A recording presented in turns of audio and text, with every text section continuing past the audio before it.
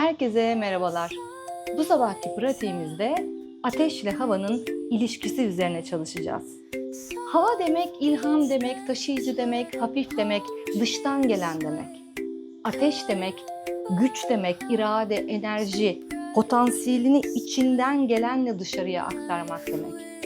Yani dışarıdan gelen ilham senin içindeki hareket ettirici gücü beslediğinde ortaya eylem, irade, güç çıkıyor. Bütün bunları araştırmak istiyorsan bu sabahki pratikte bana katılmanı isterim. Kendine bir saat ayır, sessiz bir köşe bul, matını ser ve başla. Pratik her seviyeye uygun. Yine de zorlandığın yerler olabilir, seviyeler veriyor olacağım. Kendine uygun olan adımı deneyimleyerek sağlıklı, verimli, huzurlu bir pratik yapabilirsin. Bana yorumlarda veya Instagram hesabımdan ulaşabilirsin.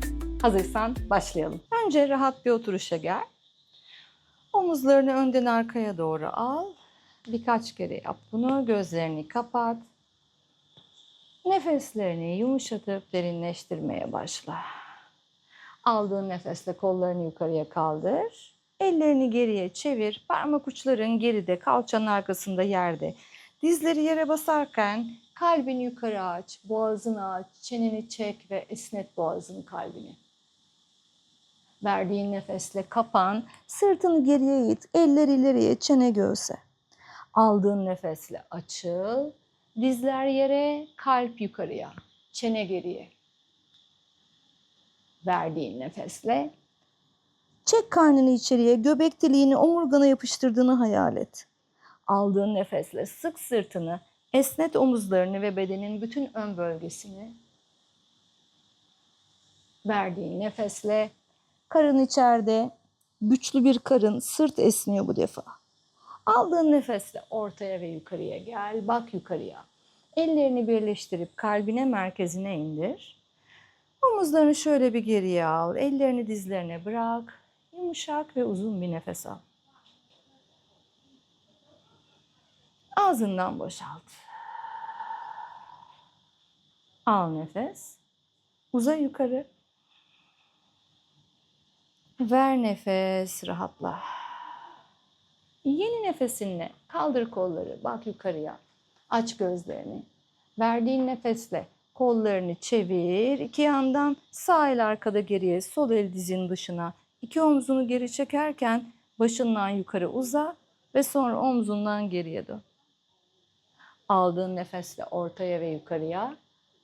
Verdiğin nefesle önce yana, başından uzadıktan sonra göğüsle geriye. Al nefes ortaya. Ver nefes yana. Al nefes ortaya. Ver nefes soldan geriye. Her turda, burguda biraz daha derinleşmeyi araştırıyorum. Al ortaya ve yukarı. Verdiğim nefesle omuzlarımı geri çekerken başımdan yukarı uzadım. En derin versiyonumu araştırıyorum.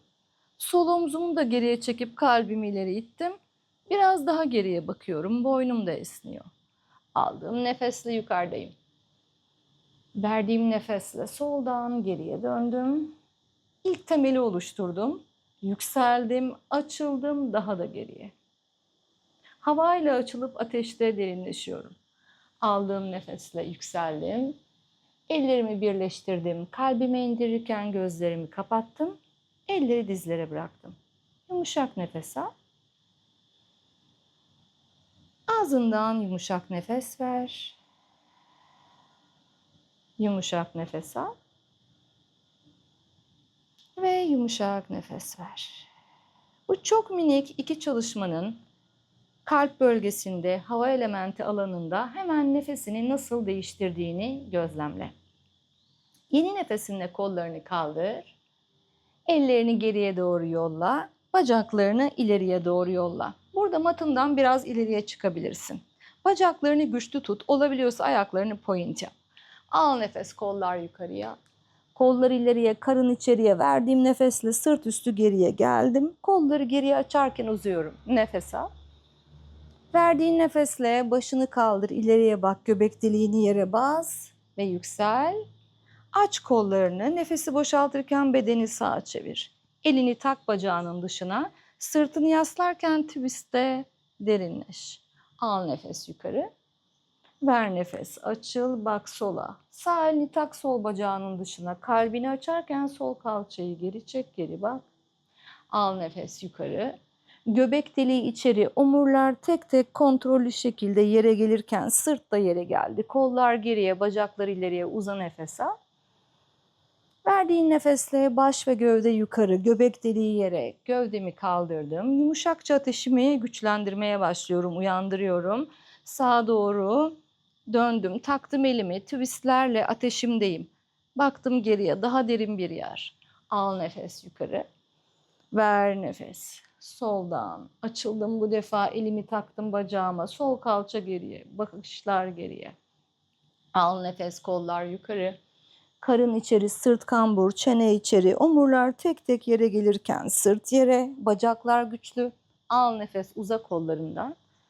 Ver nefes, gel yukarıya yavaşça tekrar. Uyanıyor yavaş yavaş kor bölgesi, hara bölgesi, ateş bölgesi. Verdiğin nefesle açıl. Sağa doğru döndüm. Sol elimle bu defa ayağımın dışını tuttum. Bunu yapamıyorsan kemerini geçir. Sağ dizimi göğsüme bükerek aldım. Sol omzumu geri açtım. Tekme atıyorum ileriye. Ayak içeriye girmiyor burada. Ayak karşıya bakıyor. Kalçamı ileriye iterken kalbimi açtım. Sağ kol geriye. Aldığım nefesle öne döndüm. Ellerimi kalbimde birleştirdim. Bacağım yukarıda kaldı. 8, 7, 6, 5, 4, 3, 2, 1. Bacak yere al nefes açıl. Verdiğin nefesle uzan, kapan, yakala ayaklarından omuzlarını geriye doğru çek. Uzun bir sırtla karnını üst bacaklarına, başını alt bacaklarına yaklaştırmaya çalış. Al nefes, gel yukarıya. Çene içeri, sırt kambur, aktif, yumuşak bir ateşle açıl geriye, doldur havayı. Verdiğin nefesle çene içeri, karın içeri yükseldim. Nefesle açtım kalbimi.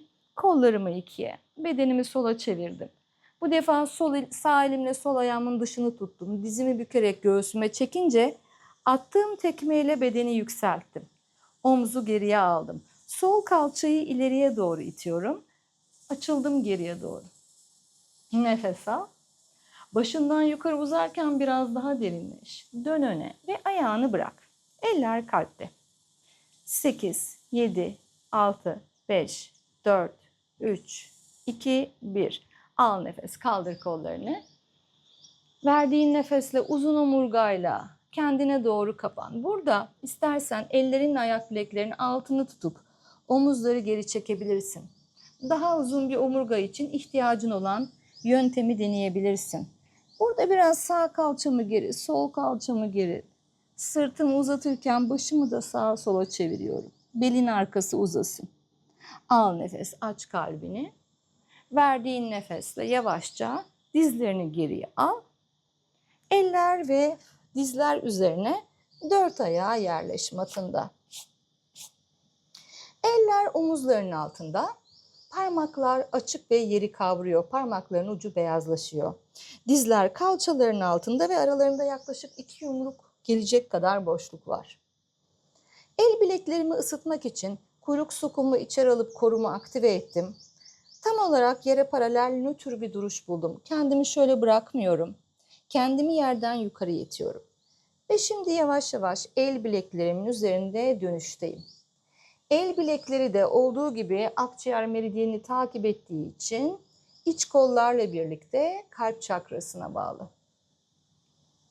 Ve eylemler ellerden geliyor. Bakın burada hava ile ateşin birleşimi yerinde çok güzel bir denge görüyoruz. Hava ateşi besleyerek eyleme geçmesini sağlıyor. Ama nasıl? Ne kadar hava gerekli? Doğru eylem, kıvamında, yerinde, zamanında eylem için.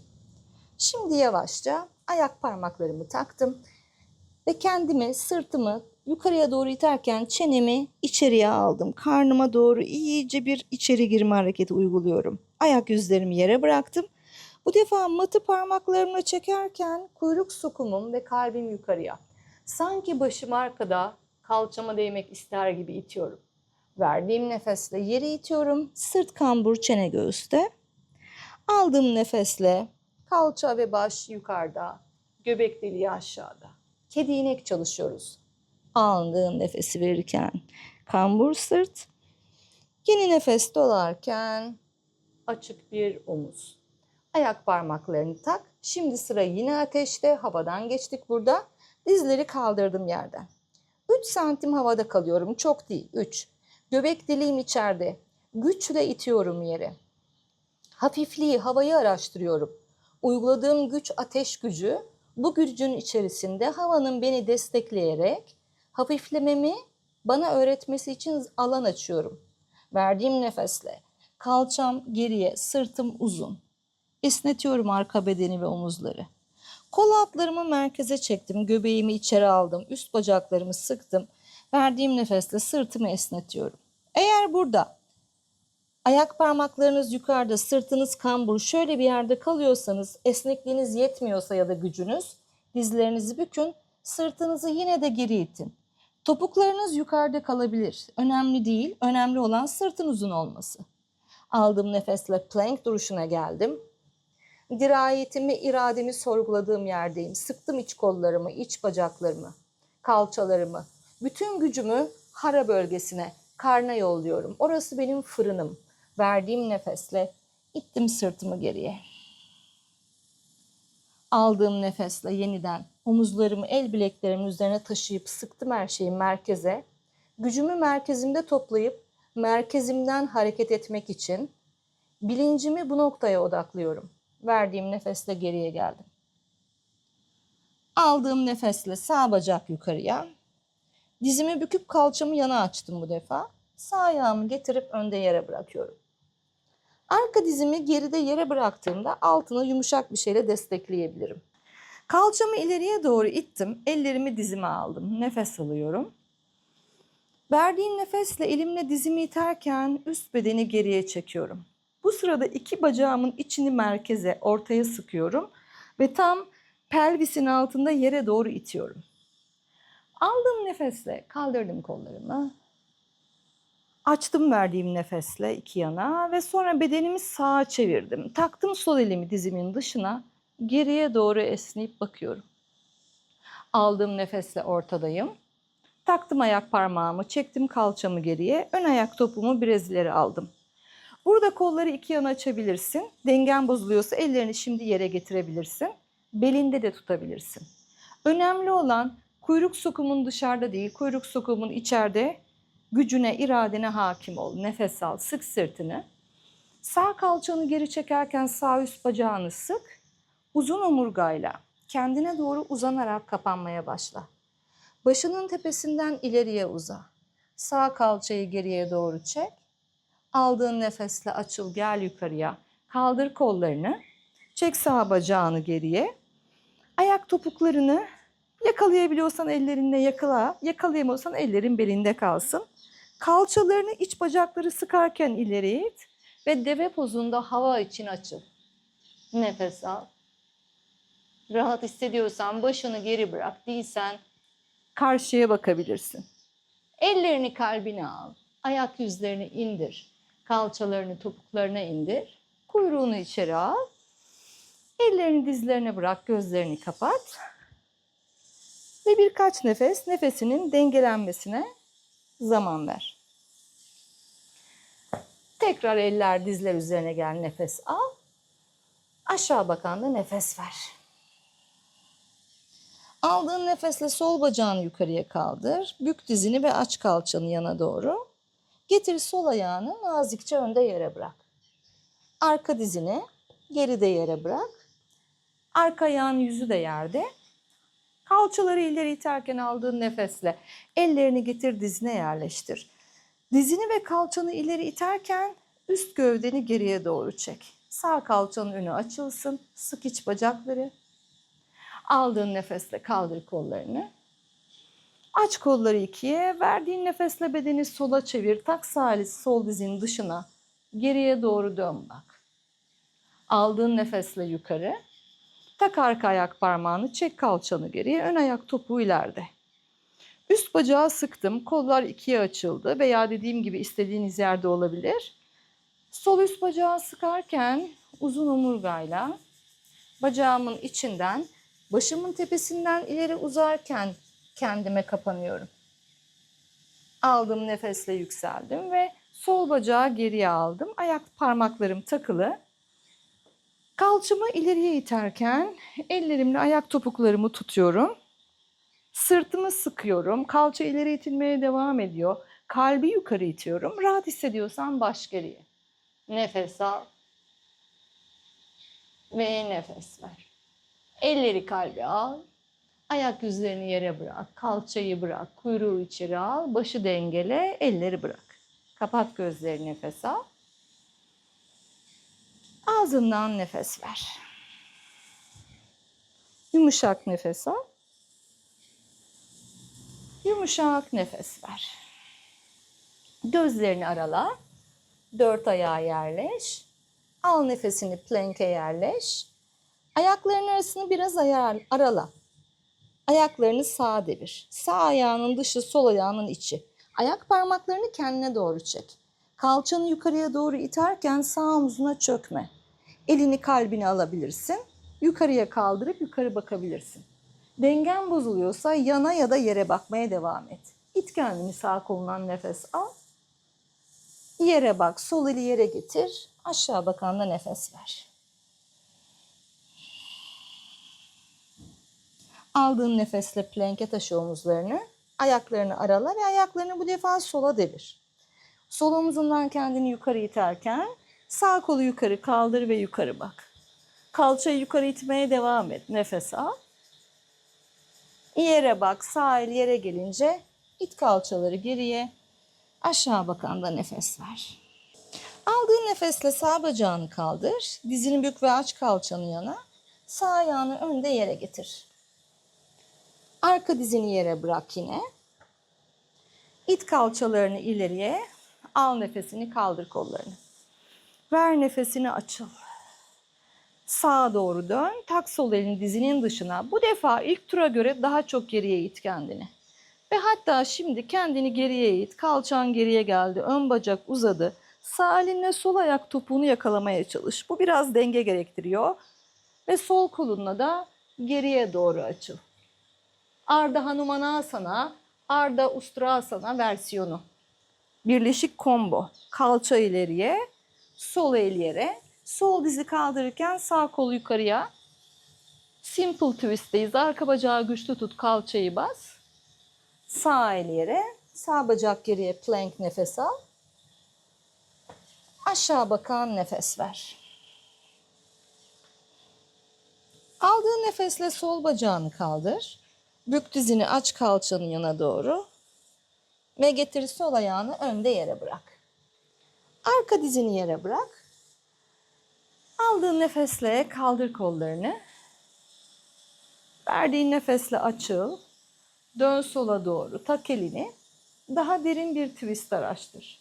Arka ayak parmağın takılı. Kalçayı geriye doğru çekerken sol elle sağ ayak topuğunu yakalamaya çalış. Öndeki bacağın uzadığında sağ kolunla da geriye doğru açıl. Yavaşça kalça ileriye. Sağ el yere geldi. Arka dizini kaldır. Kalçanı yere basarken sol kolu yukarıya kaldırıp yukarıya bak. Simple twist. Nefes al. Eller yere. Aşağı bakana gitmeden plank'te kal biraz. Bütün gücünü sık iyice kalçalarını, kollarını, bacaklarının içine. Sonra aşağı bakanda nefes ver. Aldığın nefesle sağ bacağını kaldır. Bük dizini, aç kalçanı. Getir sağ ayağını önde yere bırak. Arka ayak topuğun yukarıda. Dizin yukarıda kalsın bu defa. Ellerin ayağın iki yanında. Kalçanı yere doğru basarken kalbini açmaya başla. Nefes al. Ellerini dizine yükselt. Yumuşak nefes al. İt ellerini, dizini, kalbini geriye aç. Kaldır kollarını, nefes al. Açıl ikiye. Arka bacak yukarıda, çevir bedeni sağa. Tak elini dizinin dışına. Geriye doğru esne. Arka dizi yere dokundur, nefes al. Yukarı kaldır, nefes ver. Yere dokundur, nefes al. Yukarı kaldır, nefes ver. Aç kolları. Yere dokundur, nefes al. Yukarı it, nefes ver. Elleri yere getir. Çek sağ kalçayı geriye, nefes al. Ön ayak tabanını istersen yukarı kaldırabilirsin. Yerde de kalabilir. Arka ayak topuğun yukarıda. Açık piramit pozunda uzun omurgayla bacağın içinde yere doğru kapan. Al nefes, açılıyor. Verdiğin nefesle plank'e yerleş. Topla gücünü. Aşağı bakan da nefes ver. Aldığın nefesle kaldır sol bacağını. Bük dizini, aç kalçanı yana doğru. Getir sol ayağı önde yere bırak. Arka diz yukarıda bu defa. Ellerim yerde. Kalçamı ileriye doğru iterken kalbimi açıyorum. Arka bacağımı elimden geldiğince güçlü ve uzun tutmaya çalışıyorum. Nefes al. Biraz daha basarken ellerinle dizine yüksel. Kalçayı bas ve kalbi aç karşıya. Al nefes, kaldır kollarını. Ver nefes, açıl, sağ elini tak dizinin dışına, soldan geriye. Al nefes ortaya.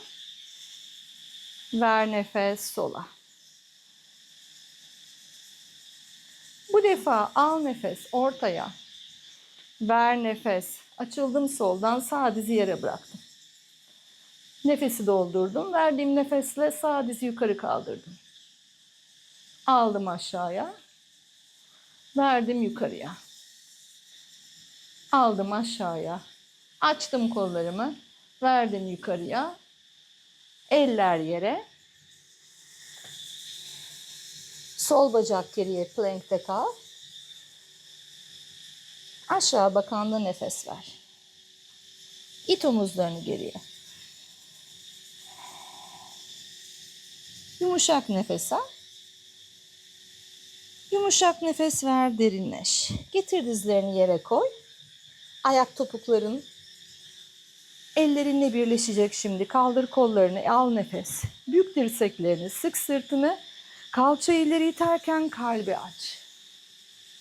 Ellerin ayak topuklarına gelebilir. İyi hissediyorsa iyice açıl. Daha da it kalça ileriye. Sırtı sık. Eller kalbe. Otur ve dengelen. Kalp atışların hem vurgular hem de kalp açıcılar sonrasında hızlanıyor ve nefesin sıkışıyor. Birkaç nefes soluklan, havaya alan aç.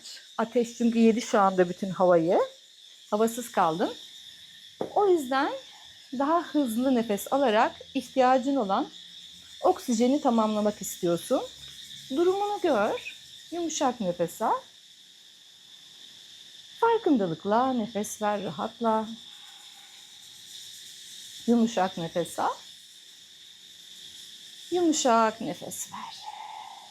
Aldığın nefesle eller yere, dört ayak. Verdiğin nefesle plank ve aşağı bakan. Sağ bacağını yukarıya kaldır. Dizini bük, aç kalçanı yana. Ve sol ayağını dış yana doğru devir.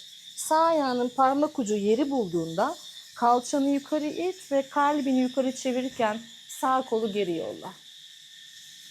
Çamatkarasana, Wild Thing, Vahşi Şey, Rockstar nasıl çağırırsan. Plank'ine geri dön, nefes al. Aşağı bakan da nefes ver. Aldığın nefesle sol bacağı yukarı kaldır, dizi bük, aç kalçayı, sağ ayağı dışa çevirdim. Sol ayağın parmak ucu matın dışında yere indi. Kalçayı yukarı itiyorum. Kalbimi yukarı çeviriyorum. Sol kolu buradan geri yolluyorum. Yavaşça döndüm matıma, plank'e. Nefes aldım. Aşağı bakan da nefes verdim. Araya bir hava elementi kattım dengeyle karışık. İleriye baktım. Zıplayarak veya adımlayarak matın önüne geldim. Ellerimi kaval kemiklerime yaslıyorum. Açtım kalbimi. Uzun omurga bulmak için omuzlarımı geri çektim. Verdiğim nefesle kendime kapanıp bu defa ayak bileklerimin arkasından tutuyorum. Omuzlar geriye, nefes al. İyice yapış kendine, nefes ver. Sağ elimi matın önünde yere getirdim. Sol elimi belime aldım. Sağ dizimi büktüm. Sağ elimle yeri kuvvetle iterken gövdemi sola çevirdim. Sol kol yukarıya nefes al. Burada ateş elementi başladı. Kolumu belimin arkasına doladım. Sol omuzumu geriye çekerek açıldım. Burada havayı da ekliyorum. Yavaşça geldim, öne kapandım. Aldığım nefesle açıldım yarı yola, uzun omurga. Verdiğim nefesle ayak bileklerimin arkasından tutup yukarıya doğru çekiyorum bu kasları. Kendimi kendime yapıştırmak için üst bacaklarımı ve karnımı sıkıyorum. Başımın tepesi yere doğru uzuyor. Çeneyi göğse gömmüyorum. Başım ve boynum, omuzlarım açık. Sol elimi sol ayağımın önünde yere yasladım. Sol dizimi büktüm. Sağ elimi belime aldım. Elimle yeri güçle iterken, bakın burada omuza çökmüyorum. Omuz açık kalıyor. Sağa doğru döndüm. Ateşin içinde hava girecek şekilde bir alan yarattım. Sağ kolu kaldırdım, nefes al. Dola kolunu belinin arkasına, yakalayabiliyorsan sol üst bacağı yakala. Sağ omuzu da geriye açarak, sağ kalçayı da geri çekerek twist'e derinleş. Ver nefesten öne. Kapan ve rahatla. Aldığın nefesle açıl yarı yola. Verdiğin nefesle kapan kendini. Ellerini kalçalarına getir. Dirseklerini geriye doğru sıkarak bedenini yavaşça yukarıya taşı. Al nefes, kaldır kolları. Elleri birleştir kalbinde. Omuzlarını aşağıya bırak. Ellerini bedenin iki yanına bırak. Derin nefes al. Rahat nefes ver. Aldığın nefesle sağ ayağına ağırlığını aktarırken sol dizini yukarı çek ve kollarını yukarıya kaldır. Verdiğin nefesle açıl iki yana. Bedenini sola çevir. Sağ elini tak dizinin dışına. Yerde yaptığımız çalışmanın işin içine toprak elementinin de katıldığı hali. Geriye doğru bak. Şimdi öne doğru çevir başını. Sağ elini beline al. Sol elinle sol ayak bileğini yakala. Bu defa ayağının dıştan da tutabilirsin, içten de tutabilirsin. Bacağını geriye doğru açmaya başla. Sağ kolunu ileriye uzat. Ve ilk önce bacağı tekmeleyebildiğince tekmele. Burada aslında toprak hava birleşimi çalışıyoruz. Sağ kol ileriye. Nataraş ama saral versiyon. Yavaşça yukarıya gel. Eller bedenin iki yanında nefes al. Ağzından nefes ver. Sol ayağına ağırlık aktar. Sağ dizi göğsüne doğru çek. Sol elini beline al. Bakışlarını bir yerde sabitle. Dengeyi daha rahat bulmak için. Sağ ayak bileğinin dışından yakala ya da içinden. Ve sağ ayak geriye doğru tekmelerken kalbin önce açık kalsın. Sonra sol kol ileriye nefes al. Bacağı yükselt, nefes ver. Ve yavaşça geriye gel. Yumuşak nefes al. Yumuşak nefes ver. Ateş elementi de, hava elementi de, ikisi de yang elementler. Aktif yukarıya doğru giden elementler. Bu iki element birbirini çok gaza getiren iki elementtir. Biraz hani ateşle barut derler ya, onun gibi. Arada bir toprağı işin içine katarak biraz dengelenmek, sükunete davet etmek, biraz suyu katarak söndürüp sakinleştirmek sizin daha rahat dengede kalmanıza yardımcı olacaktır. Devam edelim. Aldığın nefesle kaldır kollarını, bük dirseklerini, sık sırtını ve kalbini yukarıya itmeye başla. Kalçalarım, iç bacaklarım sıkılı. Kalbimi yukarıya doğru itiyorum. Ellerimi kalçalarımın önüne getirdim. Nefes aldım. Ellerimle kalçalarımı kendime çekerken kalbimi daha çok yukarı açtım. Boğazım açık, kalçalar ileriye, sırt geriye. Eller kalbe, uzun omurgayla kapanıyorum. Aldığım nefes açıldım yarıyor. Verdiğim nefes yakaladım ayak bileklerimi, Uttanasana. Ayaklarımın şimdi topuklarını ayrı bırakacak şekilde yaklaşık 1 santim baş parmaklarımı birleştirdim. Ellerimi birleştirdim. Kalbimin önünde baş parmaklarım kalbime dokunuyor. Sırtım uzun, nefes al. İç bacakları sıkarak kalçayı hayali bir sandalyeye indirerek Utkatasana sandalye pozuna yerleş. Burada kuyruk dışarıda değil, kuyruk içeride. Dizlerimi ileriye değil, mümkün mertebe ayak parmaklarımı göreceğim şekilde kalçayı geri vererek indiriyorum. Nefes aldım. Bu bölgeyi sabit tutuyorum. Nefes verirken bedeni sağa çevirdim. Aldım nefes öne. Verdim nefes sağa. Al öne. Ver sağa. Al öne. Sık iç bacakları. Ver sağa. 4. Al. 5'incide kaldım. Dirseğimi dizimin dışına takıyorum. Derinleşmek istersem biraz daha koltuk altımı bacağımın dışına gelecek şekilde yaslıyorum. Elleri birleştirip kalbime getirdim. Sırtımı iyice geriye doğru açıyorum. Kalçayı biraz daha indirdim ve geriye bakıyorum. Nefes al. Dönmüş sandalye pozundayız.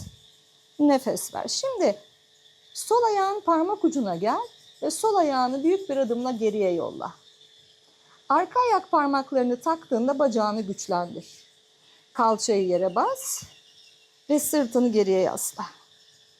İyi hissediyorsan sol kolunu aşağıya, sağ kolunu yukarıya açarak yukarıya doğru bak. Nefes al ve nefes ver.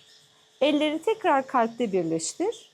Yere bak ve arka ayağı öne doğru topla. Merkeze dön. Ver nefes kapat. Al nefes açıl. Gel yukarıya uzun omurgayla. Elleri kalpte birleştir. Derin nefes al. Rahat nefes ver. Aldığın nefesle kollarını aç iki yandan yukarıya. Bu defa ellerini geriye çevir. İt havayı geriye, sık sırtını. Ellerini kalçanın altında kenetle. Baş parmaklarını kalçana yasla. Omuzlarını geri çek. Sık iç bacakları. Kuyruk sokumunu içeri al. Nefes al. Omuzları geri çekerek nefes ver. Daha da açıyorum sırtımı. Al. Sırtımı sıkarak göğsümü açıyorum. Derinleş. Al. Derinleş. Ve burada eğer istersen şimdi işaret parmaklarını kalimudra su tabancası yap. Ve bu su tabancasının yere doğru yaklaştırırken kalbini yukarıya itmeye devam et. Nefes al. Nefes ver açıl. Nefes al. Nefes ver derinleş.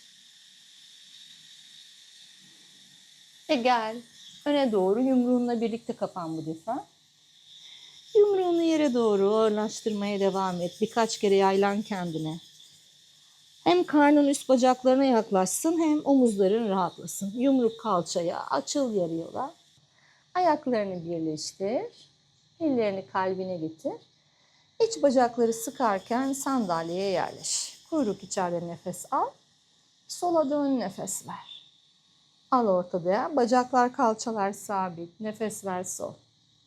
Al ortaya. Ver sola. Al ortaya. Ver sola. Ve bu defa dirseğimi dizimin dışına takınca koltuk altımı dizime yaklaşacak şekilde derinleştirdim. Parmaklarım kalbimde, ağırlığımı sola ve bacağımı büyük bir adımla geriye yolladım. Sırtımı geriye doğru yaslarken arka bacağımı güçlü tutuyorum. İyi hissediyorsam sağ elimi sol ayağımın dışına, sol kolumu da yukarıya açarak yukarı bakıyorum. Ellerimi tekrar birleştirdim kalbimde, yere bakıyorum. Arka ayağı öne topladım. Verdiğim nefesle katlandım. Aldığım nefesle yarı yola açılıyorum. Verdiğim nefesle katlanıyorum. Aldığın nefesle tam yol yukarı gel. Verdiğin nefesle eller kalpte, sonra bedenin iki yanında. Tadasana dağ duruşunda toprak elementinde dengelen. Nefes al. Ve nefes ver. Derin nefes al. Ağzından cama buğu yapar gibi yavaşça bırak. Gözlerini arala. Şimdi bir kol dengesi çalışacağız. Bu eğer pratiğe yeni başlıyorsanız, eğer bu videoyla yoga ile ilk tanışmanızsa sizler için ileri seviye kalabilir. İyi hissediyorsanız yine de deneyebilirsiniz. Tabii ki iyi hissetmiyorsanız kendinizi iyi hissettiğiniz aşamada kalmanız yeterli. Baktınız hiç olmuyor. Şu vermiş olduğum burgu çalışmasını tekrarlayın bu kol dengesi süresince. Çünkü bu aslında daha önce temeli olan karga duruşunun bir ileri seviyesi, dönmüş karga pozu. Parjva Bakasana. Bu pozu çalışabilmek için ilk önce ayaklarımı birleştirdim.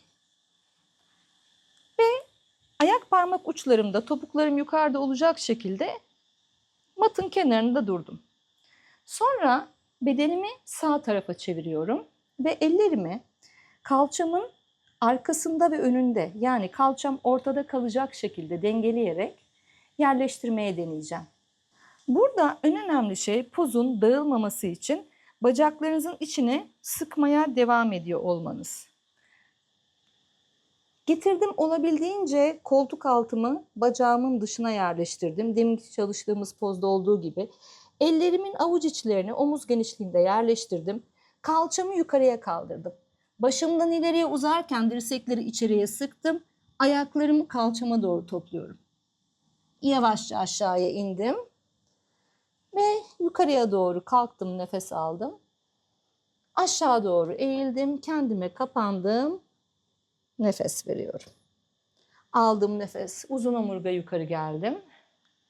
Verdiğim nefes, eller kalpte ve sonra bedenin iki yanında. Birkaç nefes, nefesini toparla. Burada toprak ateş çalıştık. Ateş elementi burguyla güçlenirken toprak elementi bizi dengede tutan şey oldu. Yani diyor ki öfkene hakim ol. Aşırı eylemde bulunmaktan kaçın. Bu başladığın eylemde devamlılık göster. Ateş elementi eyleme başlatır ama eylemi devam ettirebiliyor musun? İşte orada onu sağlayan şey toprak. Diğer tarafı deneyelim. Bu sefer matın ön tarafında, sağ ön tarafta ayaklarımı birleştirdim. Yavaşça dizlerimi bükerek yere doğru geldim. Ayak parmak uçlarımda tiptoe'da kaldım. Burada bacak içlerimi sıkıyorum. Ben terden kaymamak için, belki siz de çok terliyorsanız böyle destekler alabilirsiniz. Sonra yavaş yavaş bacağımın dışı ile kolumun dışını ne kadar burada derinleşebilirsem poza girerken işim o kadar kolay. Ne kadar yukarıda kalırsam o kadar pozun dağılma ihtimali var. Ne kadar twistim derin, ne kadar kendi içimde burguyu buluyorum, ateş elementimin derinlerine iniyorum. Ellerimi yerleştirdim, kalçamı yukarı kaldırdım ve burada sol dirseğimi içeri çekerken ayak topuklarımı da birbirine sıkıp ayak parmaklarımı kalçama çektim. Nefes al. Yavaşça in. Aldığın nefesle yüksel, açıl yarı yola. Verdiğin nefesle katlan. Al nefes, uzun omurga gel yukarıya. Elleri birleştir, kalbe indir. Elleri kalçaların iki yanında bırak. Toprak elementinde dengelen, nefes al. Ve nefes ver. Derin nefes al. Ve rahat nefes ver. Güzel. Matın önüne gel. Al nefes, kaldır kollarını. Bük dirseklerini, aç kalbini, it kalçalarını ileriye. Sanki sırtının ortasından seni destekleyen bir parmak şurada seni yukarıya itiyor. Bunu hayal et. Ellerini getir. Kaburgaların iki yanından birazcık kendini sıkarak yükselt. Hissedeceksin sırtındaki oluşan açılımı. Bunu bul. Eller kalçaların önüne, boğaz açık. Çeneyi çekiyorum. Açıl geriye.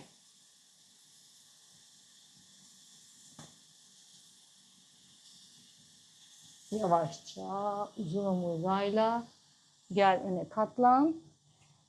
Yolla bacaklarını geriye. Dizlerini yere koy. Ve yavaşça otur seyza. Gözlerini kapat. Kuyruk sokumunu içeri alarak belinin arkasında oluşmuş olabilecek baskıyı yumuşat. Nefes al. Uza yukarı. Ağzından nefes ver. Yumuşak nefes al. Yavaşça bırak. Güzel. Şimdi yüzüstü yere gelerek hava elementinin yumuşak yerlerinde birazcık artık bu ateşi yumuşak yumuşak havalandırarak ilhamının coşmasına biz de alan açalım. Yüzüstü yere geldim. Önce bıraktım alnımı yere, kalçalarımı sağa sola sallıyorum. Her şeyden önce sinir sistemimi yavaşlatıyorum. Kendimi pışpışlıyorum. Güvende ve huzurlu hissedeceksin ki kalbini açabil. Kim kalbini kendini huzursuz hissettiği zaman açabilir ki? Önce güvende ve huzurda olduğunu bilmen lazım. Yavaşla ve rahatla. Yerdesin, yüzüstü yatıyorsun, karnın da korumada. Yavaşça yukarıya geldim. Bu defa Sphinx pozuyla başlıyorum. Dirseklerim omuzlarımın altında 90 derece. Burada genelde şöyle duruluyor. Bu değil. İçeride ve 90. Kendinizi bir tren rayı gibi düşünün. Her şey paralel. Parmaklarımla yeri çekerken omuzlarımı geriye. Bakın kalçalarımı yere basıyorum, omuzlarımı geri çektim. Nefes aldım. İterek nefes verdim. Çektim, nefes aldım. İttim, nefes verdim.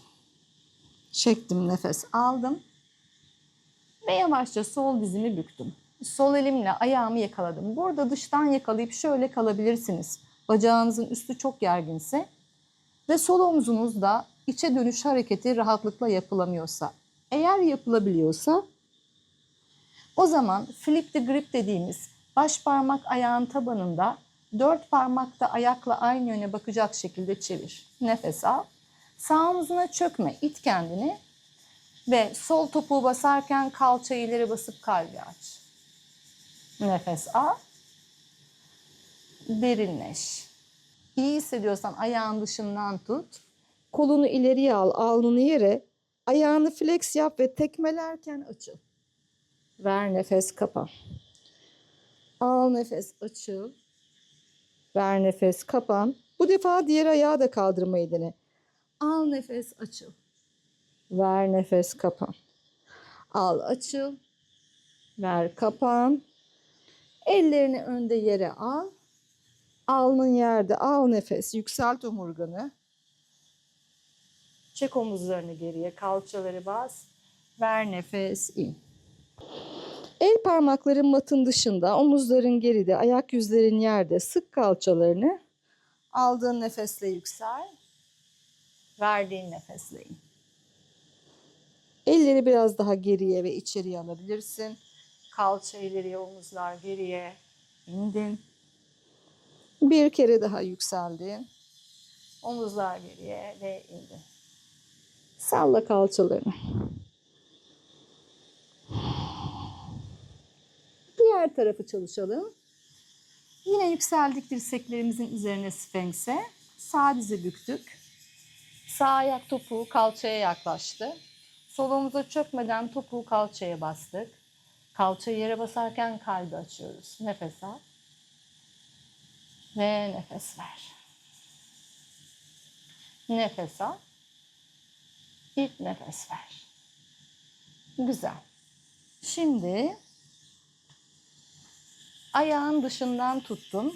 Ayak bileğinden. Alnım yerde, kolum ileride. Ayağım flex. Tekmeleyip açıldım.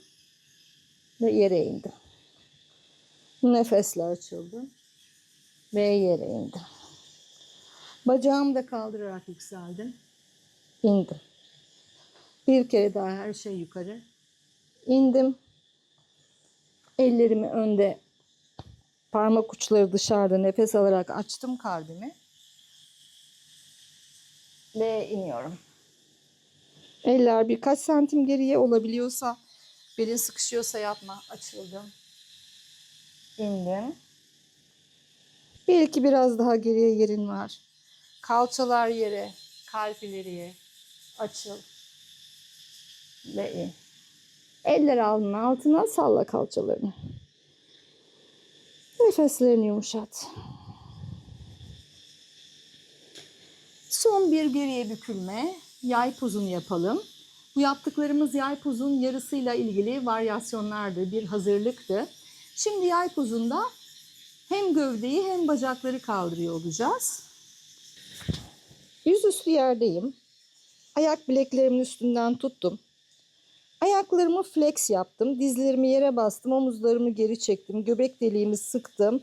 Kalçalarımı sıktım. Nefes aldım. Dizlerimi yerden kaldırmadan ayak topuklarımı geriye tekmelerken gövdemi açtım. Verdim, nefes indim. Tekrar tekmeleyerek kalbimi açıyorum. Ve indim. Tekmeledim, geriye açıldım. İndim. Bu defa dizlerimi de kaldıracağım. Tekmeledim geriye. Sonra dizlerimi kaldırdım. Ayaklarımı point yapıp tam açıldım. Ve indim. Ellerimi alnımın altına getirip kalçalarımı sallıyorum sağa sola. Belimi ve sinirlerimi rahatlatıyorum. Güzel. Şimdi biraz yine hava elementi, omuzlarla ilgili twistle omuzları, yani ateşle havayı birlikte işleten bir omuz açıcı twist yapacağız. Burada asıl açılacak olan bölge omuzun başı. Yani karnından gelen güçle eyleme geçtin ama bu eylemin ifadesi nasıl? Açık kalplilikle eylemini dışarıya yansıtabiliyor musun? Özgürce duygularını, düşüncelerini ifade edebiliyor musun? Bunun çalışması. Burada kendinize nazik davranın. Bu pozun içinde bir sürü adım vereceğim. Lütfen kendinize iyi gelen adımı deneyimleyin ve kendinizi incitmeyin. Alnım yerde. Kollarım iki yanda açık, avuç içlerim yerde. Sol elimi omzumun altına aldım. Kendimi iterek sağ kalçamın üzerine geldim.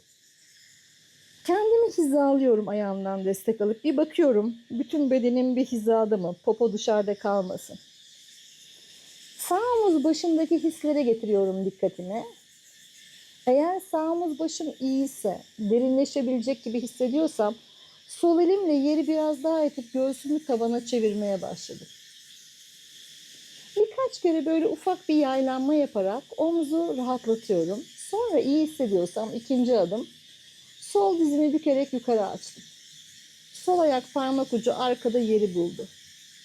Yer varsa ayak tabanı yeri buldu. Bakın bunların her biri birer adım. Baktım girecek yer var, sağ dizi büktüm.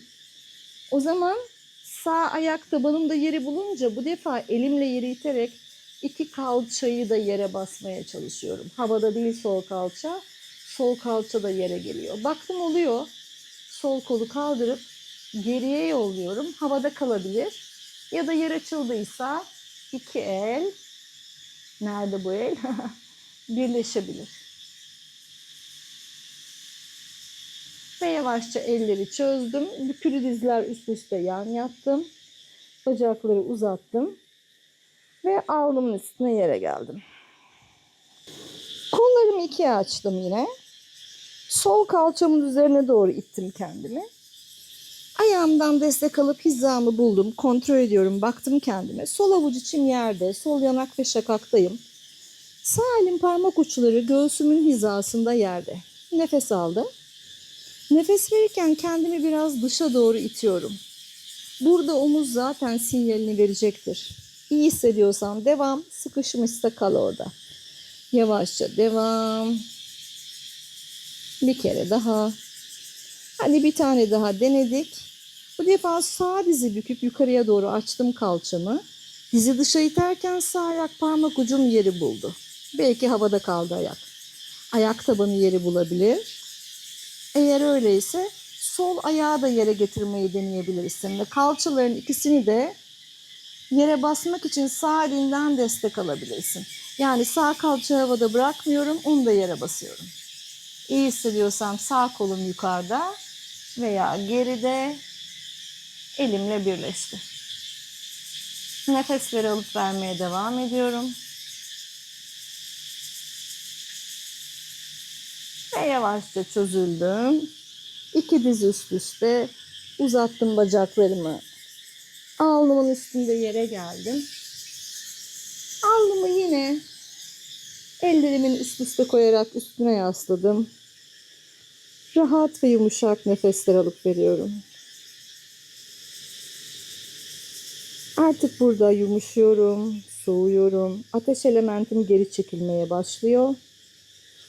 Hava elementim daha rahatlıyor, daha özgür. Yavaşça sırt üstü dönüyorum. Ateş elementi işini tamamladı, geri çekilmeye başladı. Havaya o eylemden geleni dışarıya, dış dünyaya yayacak daha fazla alan açıldı şu anda.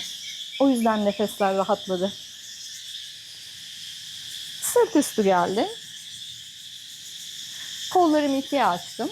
Dizlerimi göğsüme çektim. Nefes aldım. Nefes verirken dizlerimi göğüs hizasında sağ tarafa bıraktım. Başımı sola çevirdim. İstersem elimi dizlerimin üzerine basıp sol kalçamı dışarı iterek daha da derinleşebilirim. Sol kürek kemiğimin altını yere basmaya devam ediyorum. Havada kalırsa dahi yere doğru itiyorum. Başımı da daha çok sola çeviriyorum. Bütün omurga derin bir twist'te yumuşak sin bir ateşle dönüşüyor. Nerelere dönebilir bu beden? Hayatta potansiyelini hangi yönlere doğru döndürerek genişletebilirsin? Al nefes, gel ortaya. Ver nefes, dizlerini sola devir. Başını sağa çevir. İstersen sol elini dizine koy. Kalçanı ileri iterken sağ kürek kemiğinin altını yere daha çok bas. Ve başını sağdan daha çok çevir sağa doğru.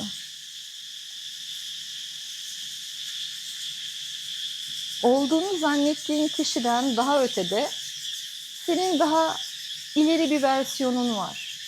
Bunun için dönüşmek gerekiyor. Bu dönüşüm için de ateşe ihtiyaç var. Aldığın nefesle ortaya gel. Dizlerini birkaç kere kendine çekip iterek rahatlat kendini. Ve sonrasında sağ kolundan yan yat. Kendini yavaşça bir oturuşa doğru yükselt. Dilersen burada Şavasana'ya geçebilirsin ya da benimle birlikte meditasyona devam edebilirsin. Ya da istiyorsan önce meditasyonu yap. Video bittikten sonra kapatıp kendin Şavasana'nı istediğin uzunlukta yapabilirsin. Şavasana dediğimiz yogada kapanışta kullandığımız yerde uzun süre farkındalıkla derin bir dinlenmeye geçtiğimiz süreçten bahsediyorum. Şimdi omuzlarını önden arkaya al. Gözlerini kapat. Burnundan yumuşak nefesler alıp vermeye başla. Önce bir ağzından boşalt. Burnundan al. Ağzından ver.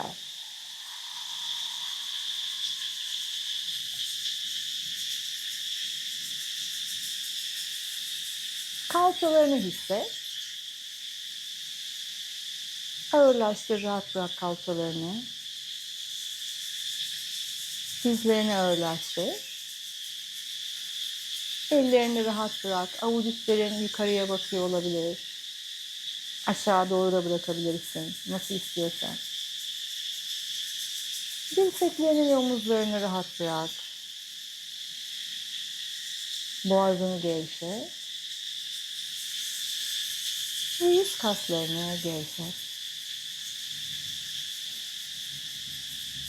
Gözlerin bir yere bakmaya çalışmadan göz yuvalarında sabit ve dingin kalsınlar.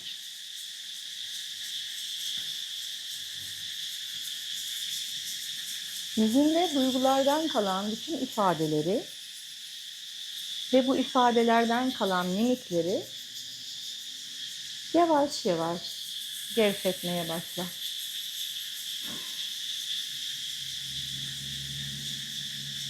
Mutlu ya da mutsuz fark etmez. Her duygu beraberinde bir yük getirir. Orada bir nötr alan yaratmak mümkün mü?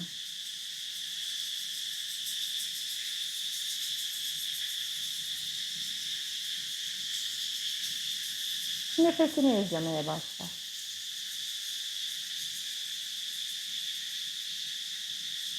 Bedenine giren ve bedeninden çıkan nefes. Dikkatini burun deliklerinden itibaren bedenine giren nefesin yoluyla kendi içinde tut. Burun kanatları, burun boşluğu, geniz, boğaz,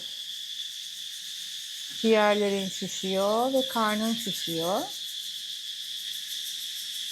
Ve verdiğin nefesle karnın iniyor, ciğerlerin sönüyor. Aynen nefes borusu, geniz, burun deliklerinden nefes dışarı. Birkaç tur sadece nefesin yolunu izle. Dikkatin nefeste.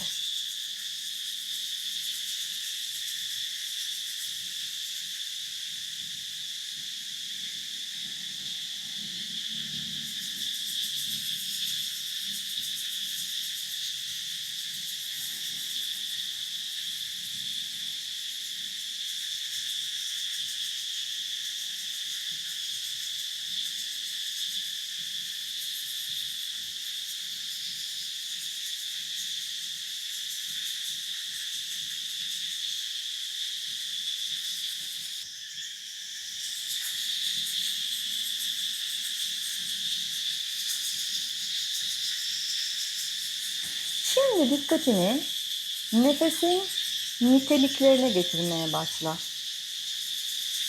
Aldığın nefesin ısısını gözlemle.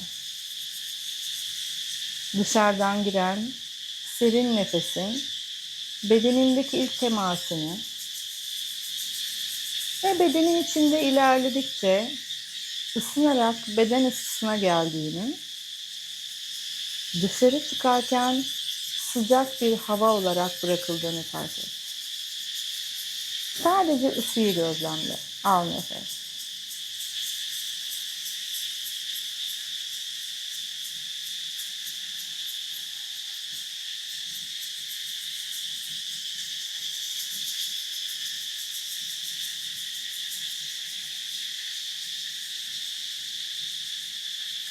Şimdi ise dikkatini bedene giren nefesteki suya getir. Yani hava elementin içinde barınan bir su elementi var. Nemlilik var. Bedenine giren havanın kuruluğunu ve bedeninden çıkan havanın nemliliğini gözlemle. Birkaç nefes burada dikkat et.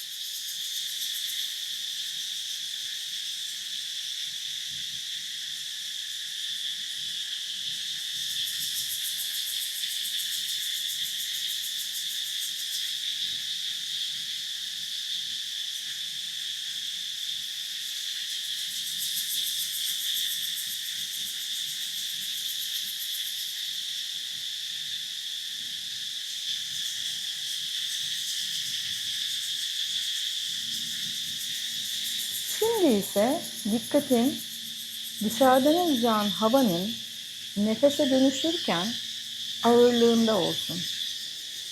Bedene girmekte olan havanın hafif, bedenden çıkan havanın ağır olduğunu fark et. Gözlemle birkaç nefes.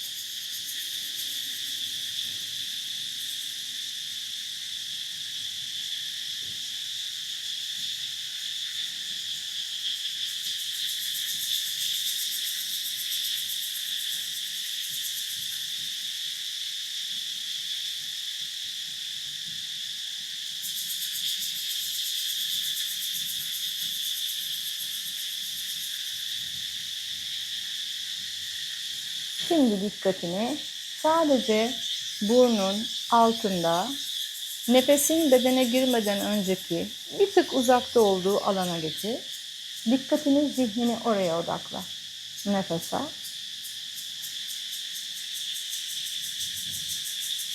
Ver. Dikkat et burada. Al, ver, al, ver.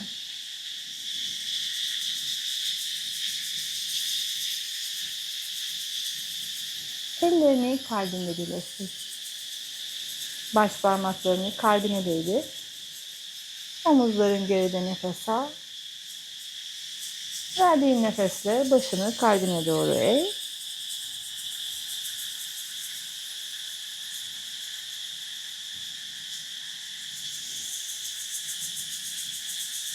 Kendini selamla. Bu pratiği yapmak için mata çıkman, kendine bu zamanı ayırman, bu cesareti göstermen, burada harcadığın efor, çaba, döktüğün terler, zorlandığın anlar, aklından geçen düşünceler, açığa çıkan duygular, hepsine farkındalıkla eğil. Bu pratiği yapmana izin veren her türlü koşul, şart, imkan, seni destekleyenler, maddi manevi imkanın, sağlığın, bu pratiği yapmaya seni çeken zihin yapın. Hepsine şükranlarını sun. Yeni nefesinle başını yavaşça kaldır. Gözlerini arala. Bugünkü pratiğimde bana katılmayı seçtiğiniz için çok teşekkür ediyorum. Dilerim sizlere şifa ve fayda getirir. Sorularınızı, yorumlarınızı her zaman videonun altında yorumlarda veya Instagram hesabında mesaj olarak bana iletebilirsiniz. Elimden geldiğince cevaplamaya çalışırım. Bugünkü pratikte ateşle havanın ilişkisini gözlemlemeye çalıştık. Bunu hem yoga akışı sırasında, asanalarda yani bedensel duruşlarda, hem çalışma sırasında verdiğim direktiflerdeki farkındalıkta yani zihin alanında, hem de meditasyon sırasında yaptığımız gözlemlerde nefesin içinde gizli olan farklı nitelikleri de araştırdık. Özellikle nefesin bedenden çıkarken giren nefesle aynı olmayışının farkındalığı aslında bize yepyeni bir kapının aralanması demek. Nefes dışarıdan içeriye, yani hava diyebilirsiniz buna ama havanın altındaki enerji onu nefes kılan, içinde taze, berrak, hafif, kuru, serin bir element olarak onu bedenine alıyorsun.